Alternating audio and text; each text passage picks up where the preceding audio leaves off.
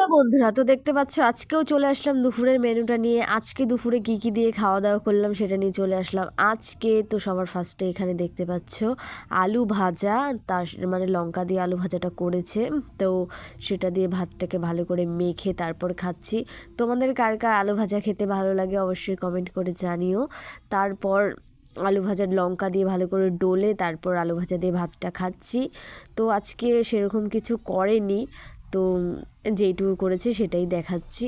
তো তারপরে এখানে নিয়ে নিলাম সয়াবিনের তরকারি, যেখানে ছোট ছোট করে আলু কেটে দিয়েছে, ছোট ছোট করে ফুলকপি, যে একটু কয়েকটা সবজি দিয়ে। তো তারপর সয়াবিনটা মানে তরকারিটা দিয়ে ভালো করে ভাতটাকে মেখে তারপর খাচ্ছি। আর সয়াবিনটাও খুব ভালো মানে সিদ্ধ হয়েছে। এখানে সয়াবিনটা কিন্তু মানে আগে তেল দিয়ে ফ্রাই করেনি, এমনি মানে একবারে তরকারির সাথে মানে একবারে সবজির সাথে কষিয়ে রান্নাটা করেছে। এভাবে খেতেও খুব ভালো লাগে। তো তোমরা দুপুরে আজকে কে কী কী দিয়ে খাওয়া দাওয়া করলে অবশ্যই কমেন্ট করে জানিও। আর আমার ভিডিও যদি তোমাদের ভালো লাগে তাহলে লাইক, কমেন্ট, শেয়ার, সাবস্ক্রাইব করে পাশে